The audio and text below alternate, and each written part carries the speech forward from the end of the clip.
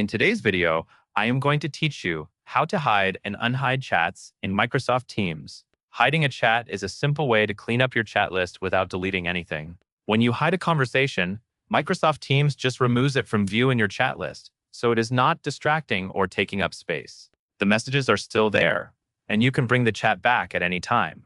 Start by opening Microsoft Teams and going to the chat area. This is where you see your recent one-on-one and group conversations listed. Take a moment to find the chat you want to hide. Make sure you are selecting the correct conversation, especially if you have multiple chats with similar names. Once you have found it, right-click on that chat if you are on a computer. If you are using a touchscreen device, tap and hold on the chat instead. This opens a small menu with options for managing that conversation. In that menu, select Hide. As soon as you click Hide, the chat will disappear from your chat list. Again, it is not deleted. It is only hidden from view.